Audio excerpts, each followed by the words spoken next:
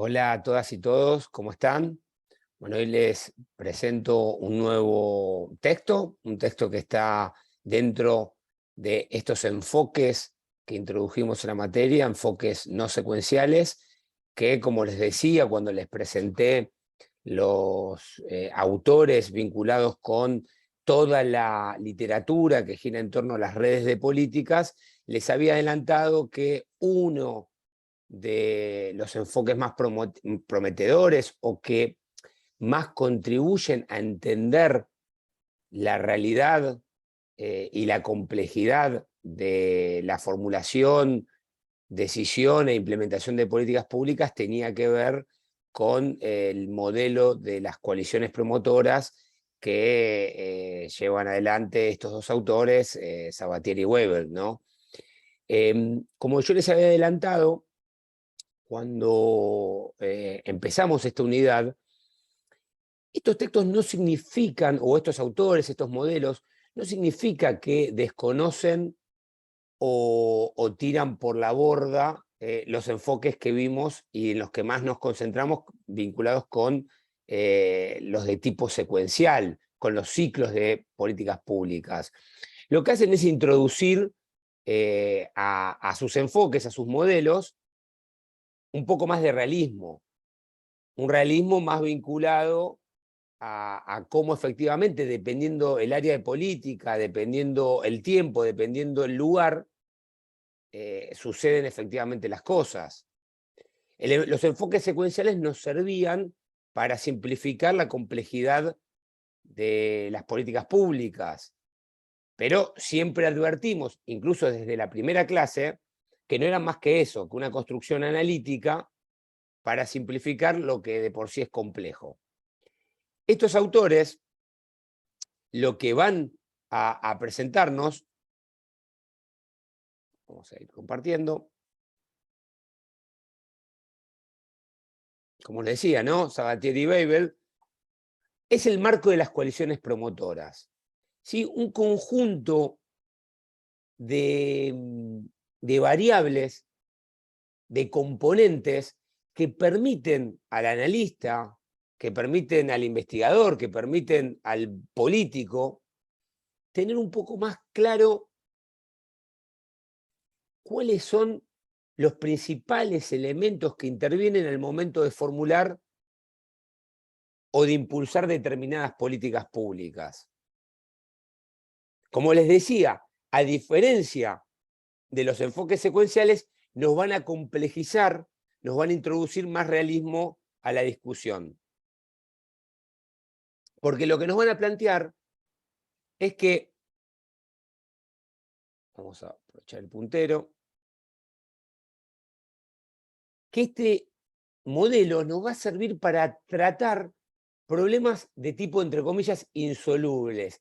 Esos grandes problemas, esos problemas conflictivos, donde obviamente los enfoques simples o simplistas, secuenciales, donde pretendíamos que en torno a un problema los diferentes actores entren en la dialéctica, la discusión, el conflicto, la negociación, y a partir de ahí surja una alternativa para solucionarla, bueno, no va a ser tan fácil. Nos van a decir que hay otras cuestiones, principalmente adelantándome, las creencias y los recursos de los actores, que van a complejizar ese proceso social, como decíamos, en torno al cual se definían los problemas. Sobre esto vamos a volver, pero básicamente el resumen de este enfoque es este. En un subsistema de políticas, es decir, en un área específica de políticas públicas, se agrupan por acercamiento, por creencias, por intereses determinados actores y se enfrentan a otros actores que también se agrupan, es decir, entran en conflicto coaliciones, ya no actores individuales, y que cada uno va a intentar, a partir de su propia mirada, a partir de sus propios intereses, tratar de imponer justamente su solución al problema. Vamos a ver que esto depende mucho de dos grandes factores exógenos que por un lado tiene que ver con parámetros estables, es decir, qué puede o qué va a intentar una coalición llevar adelante va a depender mucho de cuáles son los atributos más estables del problema, cuál es la distribución de recursos naturales, cuáles son los valores socioculturales fundamentales y la estructura social en torno al problema que se quiera atender, y obviamente cuáles son las reglas constitucionales básicas de qué se puede y qué no se puede.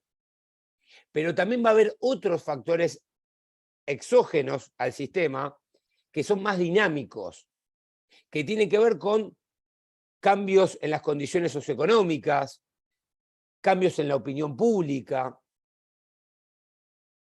cambios en la coalición gobernante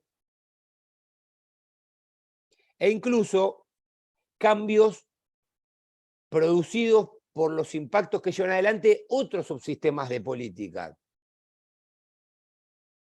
Y en el medio, lo que los autores llaman variables intermedias, que más allá de cómo estos factores externos pueden condicionar lo que pase en este subsistema de políticas, es decir, en esta área específica de políticas públicas, importa también cuál es el grado de apertura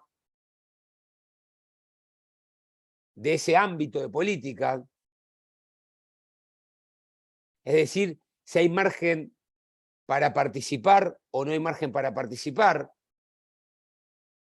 si hay muchos lugares donde participar o solo unos pocos. Recuerden que esto lo vimos cuando vimos la literatura de redes. Y otra variable interviniente, intermedia, digamos, tiene que ver con los propios recursos de los actores. Es decir, que lo que pase en el subsistema de políticas no solo va a depender de factores exógenos, estables, difíciles de modificar, no solo va a depender de factores exógenos, externos al subsistema, pero que tienen características más dinámicas que pueden cambiar, sino también va a depender de las características de los propios actores y de las características, si se quiere, de el grado de apertura o cierre de ese régimen político, del acceso que tengan los diferentes actores a discutir las políticas. Ahora, esto como una breve introducción. Entremos más en detalle cuáles son las piedras angulares de este modelo. ¿Por qué? Insisto, es una profundización, un paso adelante respecto a nuestros enfoques secuenciales. Incluso estamos haciendo zoom sobre una de las tantas enfoques o modelos que podemos encuadrar dentro de los enfoques de redes que vimos en nuestro video anterior. Es decir, la primera piedra angular, esto que les acabo de decir, la mayoría de las políticas públicas ocurren, se discuten dentro de un subsistema, es decir, dentro de un área específica, entre especialistas.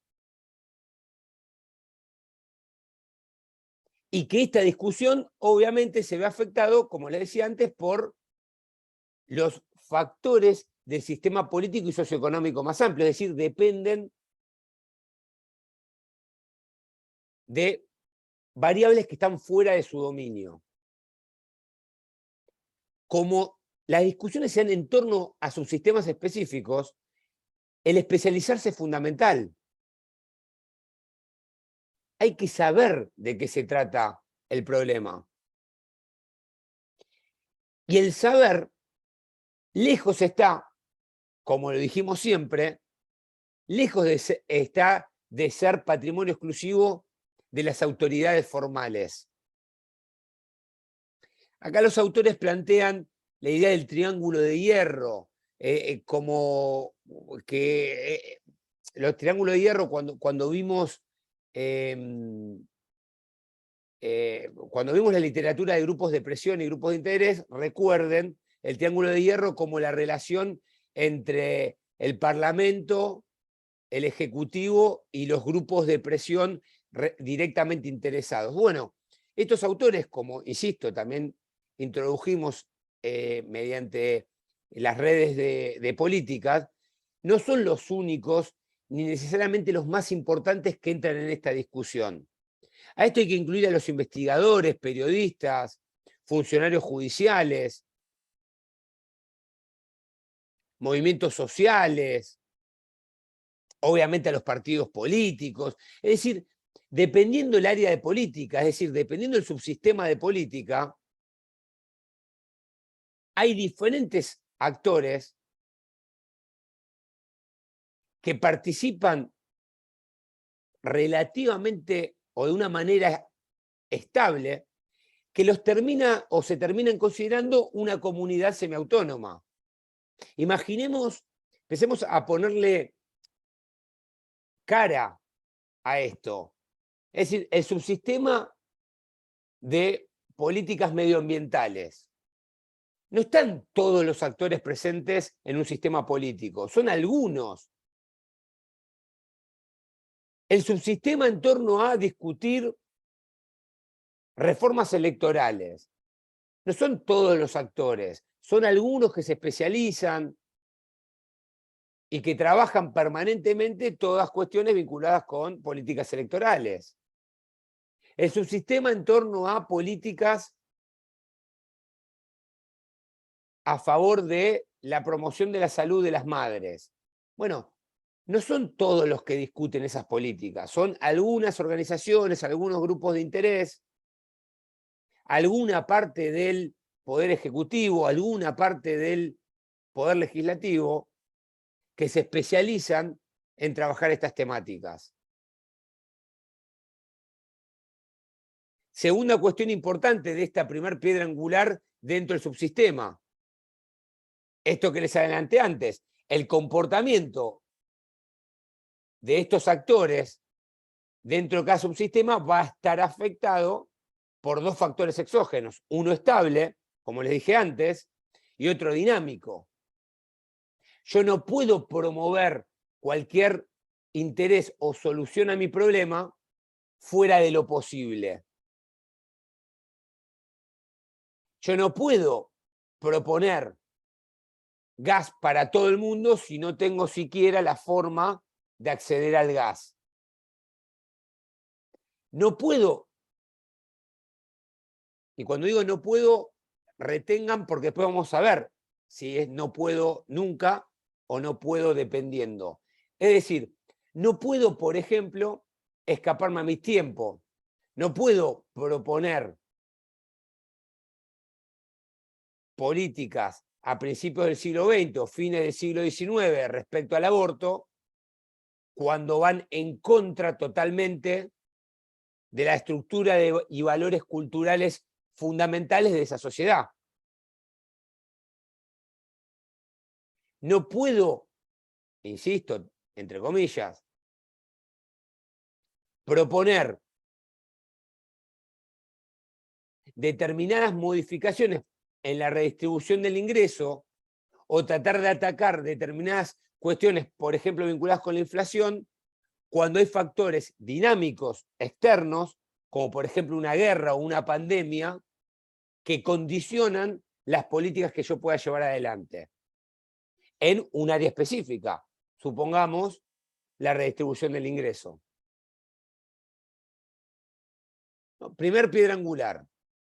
La formulación de políticas pasan en estos subsistemas. Segunda piedra angular. Hay un modelo de individuo acá. Y que esto es fundamental. Porque el modelo de individuo no va a ser el típico de la elección racional, el hombre y mujer o actor político, maximizador de beneficios, que busca realizar por todos los medios posibles sus intereses materiales.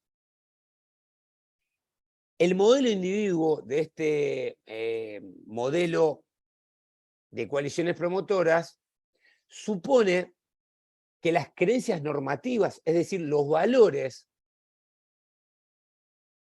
de los que participan en esos subsistemas de política son fundamentales. Que no hay que determinar ex ante, es decir, no hay que presuponer que todo el que participa en la discusión en torno a una política pública quiere perseguir sus propios intereses. Es decir, no se excluye la posibilidad de comportamientos altruistas. No se excluye el hecho que uno busque perseguir ideales, valores. Y esta es una característica central que explica el por qué es tan difícil los cambios de políticas. Porque lo que es difícil es cambiar las creencias de los actores que intervienen y que entran en discusión. Hay tres niveles fundamentales de creencias. La primera, valga la redundancia, un nivel fundamental. Es el supuesto ontológico. Es el fondo, es la mirada más ideologizada de cómo las personas creen que funciona el mundo. ¿No? Es lo más hondo de nuestras creencias. Pensemos, por ejemplo, en la discusión en torno al aborto. ¿Es vida o no es vida?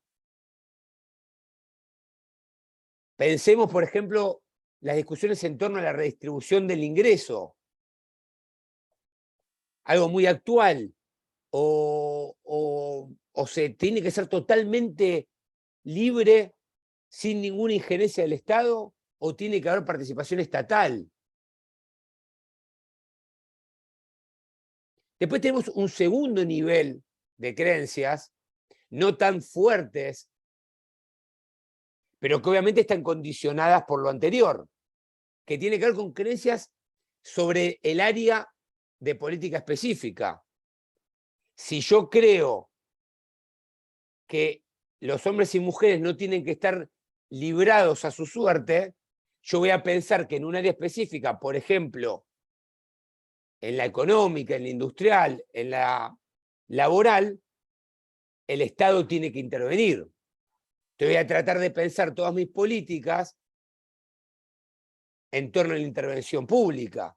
Si considero que el hombre no debe ser condicionado externamente de ninguna manera, voy a decir que es posible que los hombres y mujeres, si quieren, vendan sus propios órganos, porque total es un mercado más.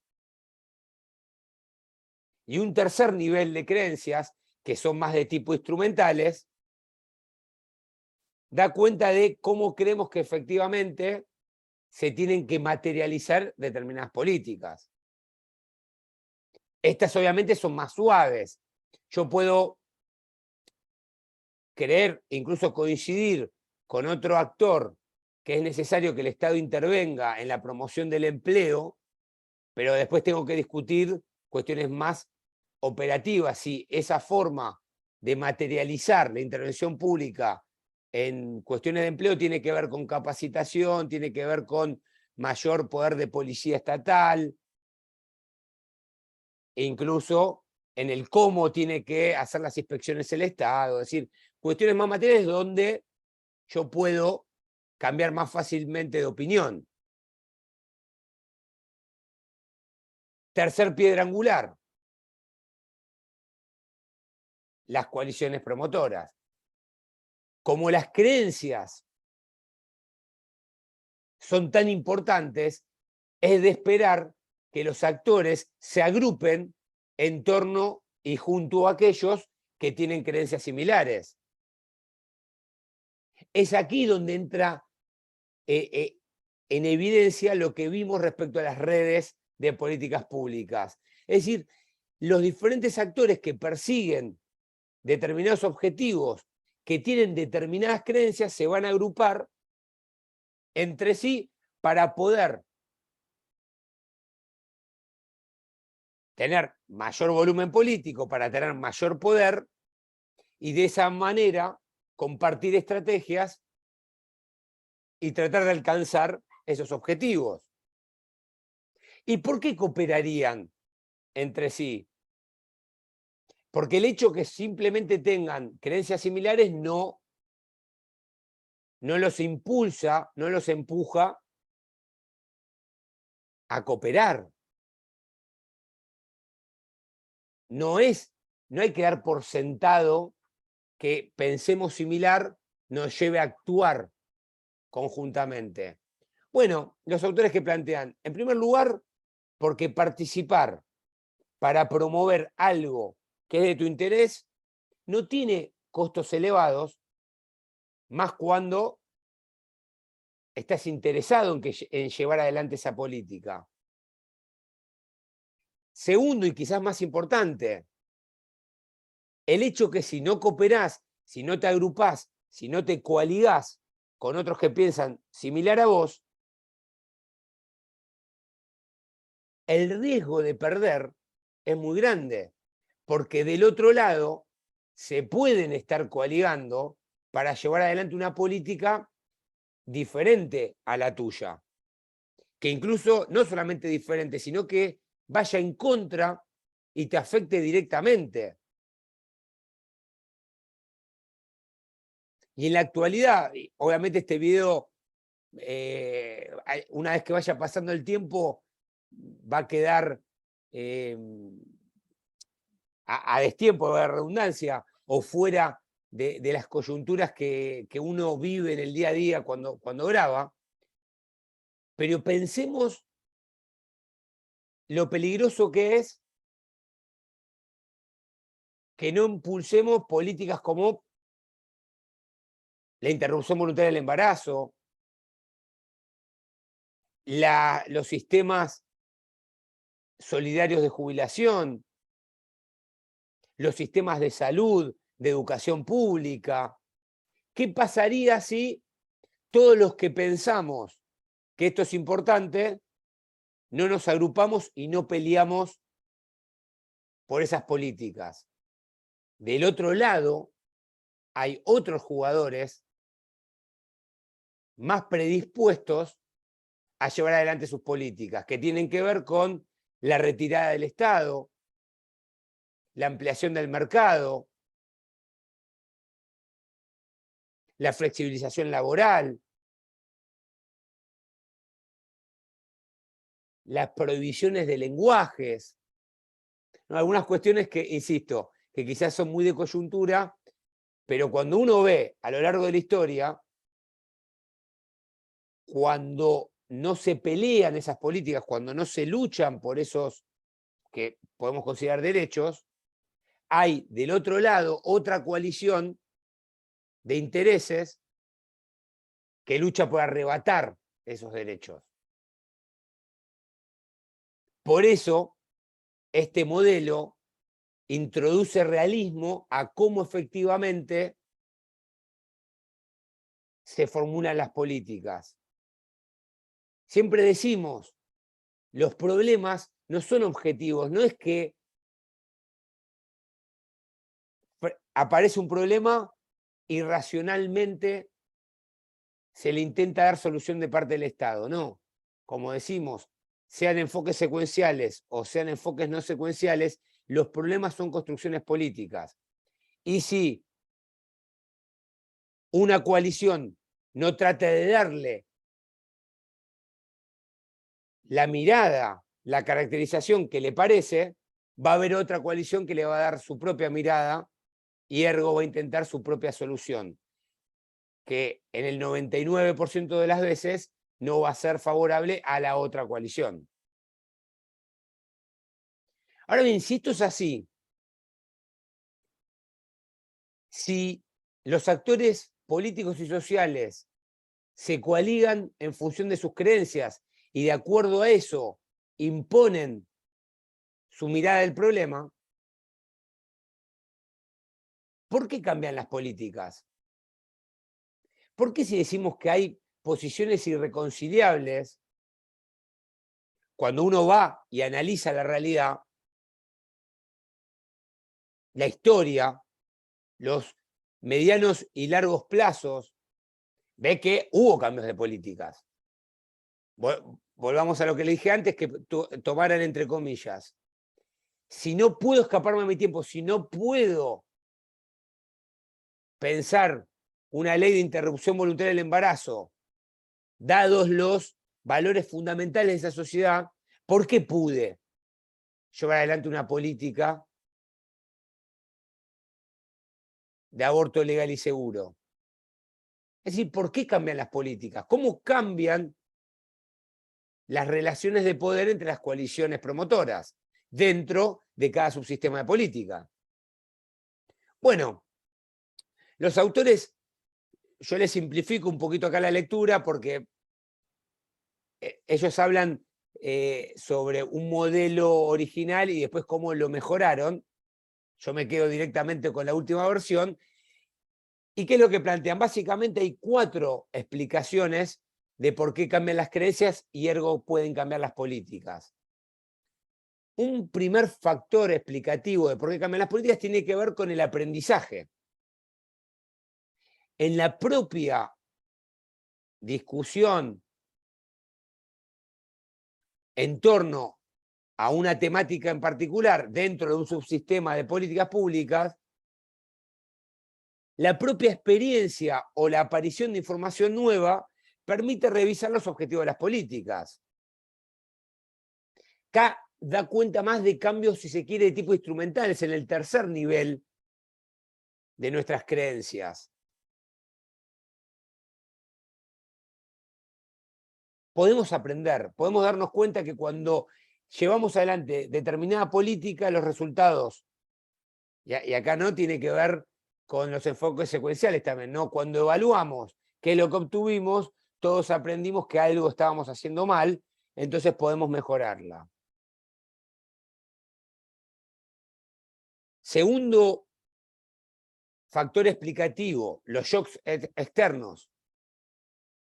Cuando hay cambios en las condiciones socioeconómicas, cuando hay un cambio de régimen político, cuando hay algún desastre, bueno, cambian las agendas, cambia la atención pública, y eso puede hacer que se redistribuya el poder dentro de esas coaliciones, y una coalición que no podía lograr imponer su mirada ante la aparición de nuevas condiciones socioeconómicas, ante la atención o la presión de la opinión pública, pueda lograr que su mirada del problema se imponga y de esa manera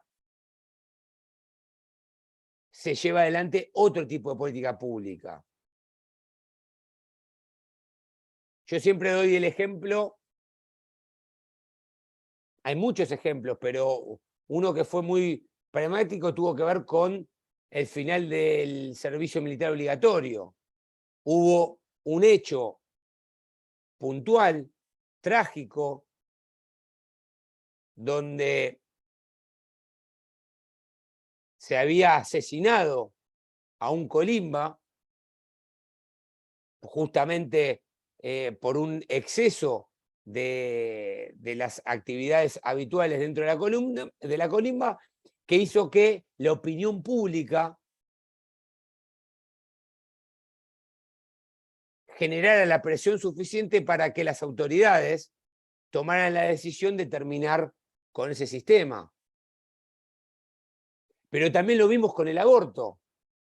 Fue la presión social, la movilización pública, que llevó a cambiar las relaciones de fuerza dentro de las coaliciones que se oponían frente a las que promovían la interrupción voluntaria del embarazo.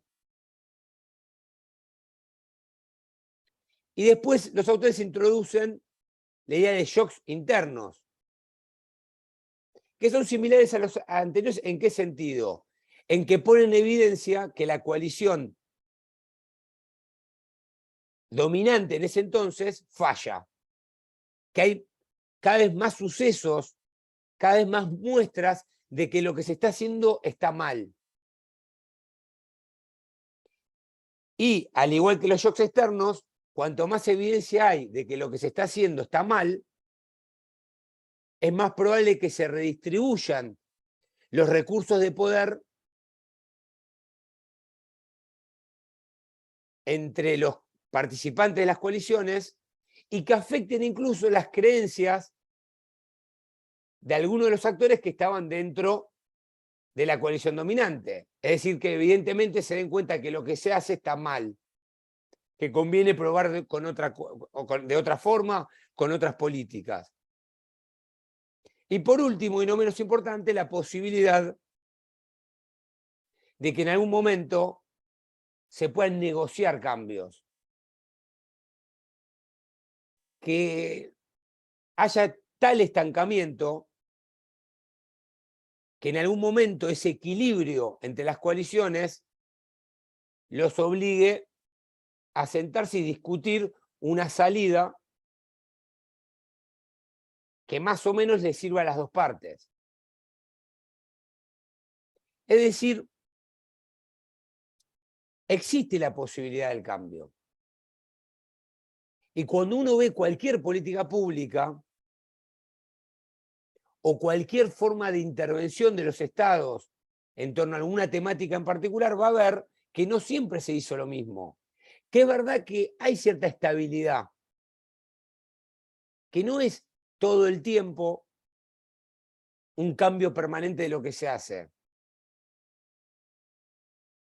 No, esto lo vimos también cuando vimos los enfoques secuenciales, cuando vimos específicamente la formulación y la toma de decisión, ¿no? Estos grandes enfoques entre el racionalismo y el incrementalismo. Las políticas tienen cierta estabilidad y tienen cierta estabilidad por las creencias y por las coaliciones de poder que las sostienen. Y cuando uno quiere ver por qué hay cambios, este modelo de las coaliciones promotoras nos permite entender e ir a buscar las variables precisas para entender esos cambios. Y como les decía al principio, ¿qué hay entre estos factores exógenos? Entre estas variables que nos explican por qué se pueden producir los cambios, cómo esas variables exógenas afectan el comportamiento de los actores, pero ¿qué hay entre medio? ¿Cómo estos factores se traducen en impactos en cada subsistema? Bueno, los autores plantean que existe lo que se llaman unas variables intermedias que tienen que ver con la estructura de oportunidad de las coaliciones. Estas variables intermedias afectan los recursos que tienen los propios actores. Y esto lo vimos similar, pero lo vimos cuando presentamos las redes de política. Cuanto más abierto es un sistema político, es decir, cuanto más posibilidades hay para que los actores puedan influir, intervenir, participar en determinado subsistema de política,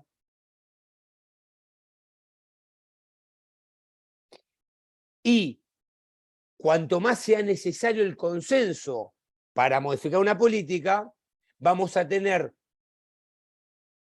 una sociedad o subsistemas de político de tipo pluralista, es decir, con muchos actores, y donde para poder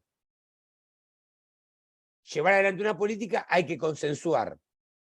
En el otro extremo tenemos un sistema político cerrado, es decir, donde es difícil participar políticamente y donde no es necesario consensuar. Las decisiones se toman unilateralmente. Bueno, vamos a tener un ejecutivo autoritario, es una dictadura, donde no se pregunta ni se hace participar a nadie sobre qué política llevar adelante. Obviamente, después hay situaciones intermedias que permiten introducir diferentes realidades de diferentes latitudes del mundo sobre cómo se llevan adelante las políticas, sobre cómo son las formas de participación en estos subsistemas de política. Y otra variable intermedia que explica el cómo se va a desarrollar la discusión en torno a una política pública tiene que ver con los propios recursos que tengan las coaliciones. Parece de perogrullo, pero es importante. Hay diferentes atributos de poder. Esto también lo vimos cuando vimos grupos de presión. Hay diferentes atributos de poder que le permiten a los actores participantes de una coalición y ergo a las coaliciones en sí tener más probabilidades de éxito en llevar adelante sus estrategias. Obviamente, un primer atributo fundamental es la autoridad legal. Los actores públicos que participan en una coalición tienen un recurso que no tienen las otras, que es justamente tener la lapicera formal. Tienen autoridad legal.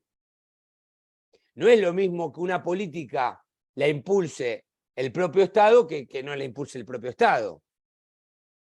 Otro atributo fundamental es la opinión pública. Cuando una posición tiene apoyo en la opinión pública, obviamente existe mayores probabilidades de éxito para que sea esa posición la que se imponga frente a la de la coalición alternativa. Tercero, la información también es fundamental. Lo dijimos al principio. Las principales políticas públicas, las que más importan, tienen un contenido técnico muy grande, con lo cual quienes mejor y más información manejen están un pasito adelante respecto a sus contrincantes para poder influir en la toma de decisiones.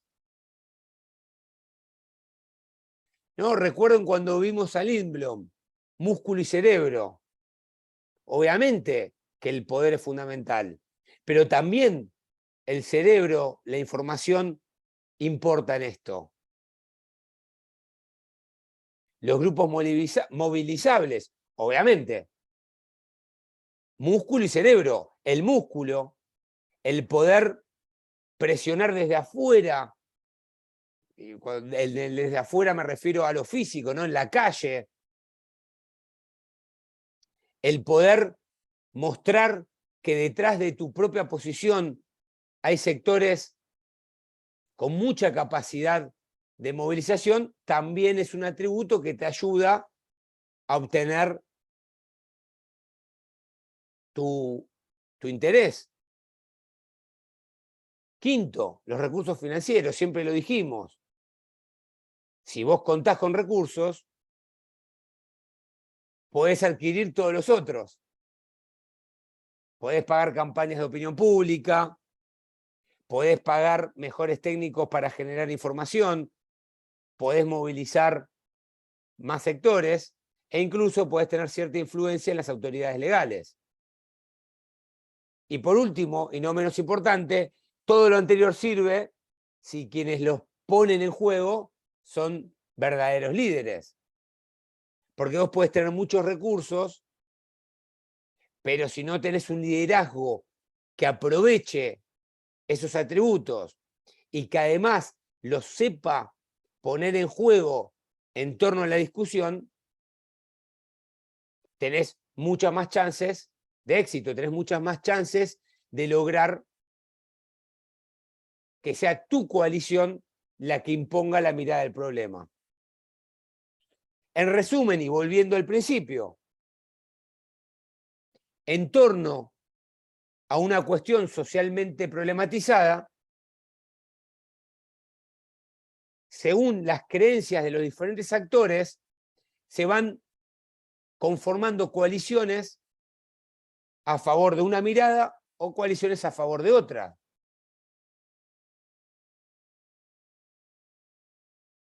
Cada una de estas coaliciones tiene sus recursos. Van a tratar de llevar adelante sus propias estrategias para que las autoridades formales, gubernamentales, terminen tomando una decisión. Que esas decisiones, obviamente, se dan en el marco de determinadas reglas institucionales que llevan a que se formulen y se lleven adelante determinadas políticas públicas, con los consecuentes impactos de esas políticas. Ahora bien, todo esto que pasa acá depende de los parámetros exógenos de tipo estables y de los parámetros exógenos de tipo dinámicos. ¿Por qué? Porque estos parámetros son los que en definitiva condicionan el grado de apertura del sistema y condicionan los recursos que los actores pueden poner en juego dentro del subsistema. Y fíjense lo interesante de esto, que a su vez lo que pasa en el subsistema repercute en los factores de tipo dinámicos, porque la decisión que yo tome acá, por ejemplo, respecto a la política industrial, me puede impactar en otro subsistema de políticas, por ejemplo, en su sistema laboral, en cómo llevo adelante mi política de reducción del desempleo. Si yo acá se impone una política de apertura indiscriminada de importaciones, va a ser un evento externo al subsistema de políticas laborales. Es decir, este modelo nos sirve, vuelvo a lo mismo, vuelvo al principio, para complejizar cómo funciona en realidad la política en general y las políticas públicas en particular. Como digo siempre, nos aleja de una mirada superficial de la política y de las políticas públicas y nos introduce en una mirada mucho más profunda, analítica, de los diferentes factores, variables, condiciones que repercuten en las tomas de decisiones. Y para concluir, este modelo parece bastante obvio, ¿no? Como una crítica normal y habitual. Che, cualquier profesional con experiencia puede identificar cuáles son los bandos en un debate político. ¿No? Cualquiera puede decir quién está a favor y quién está en contra. Bueno, pero no cualquiera, y este es el valor agregado de este marco, no cualquiera puede explicar e identificar cuáles son las variables del por qué las creencias y las políticas cambian. Es fácil decir quién está a favor y quién está en contra. Lo que no es fácil es explicar o tener un marco analítico que nos permita reducir la complejidad social y buscar aquellos factores que seguramente expliquen el por qué cambió.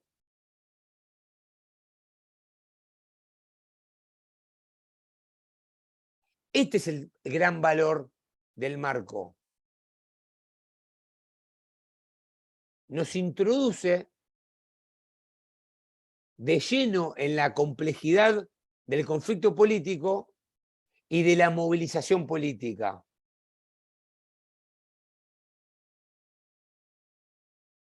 Y nos demuestran que esa movilización y conflicto político no se da en el aire, no se da en un vacío institucional y estructural, sino que lo que los actores persiguen, lo que los actores los lleva a coaligarse, está condicionado justamente por variables más fundamentales, socioeconómicas, culturales, geopolíticas, que condicionan sus conductas. Es decir, con el marco de coaliciones promotoras, y más aún cuando la clase que viene, o el próximo video, que es el cierre de la materia, veamos a Ostrom, donde podemos dar cuenta de la mayor complejidad posible para entender cómo se formulan o cómo se llevan adelante las políticas públicas. Con estos autores cumplimos en introducirles, no significa que ni que estos marcos, ni que estos autores tengan la verdad absoluta sobre cómo funciona el mundo, ¿no? Esto es simplemente un acercamiento, una propuesta para que se lleven lo que les prometimos al principio de la materia. Salir de la opinión, salir de la superficialidad de los comentarios y tener herramientas, tener marcos analíticos que les permitan profundizar más en las cuestiones, como analistas o como simples ciudadanos que quieren entender bien el por qué pasan determinadas cuestiones. Esto es todo. Los espero en el próximo video. Muchas gracias.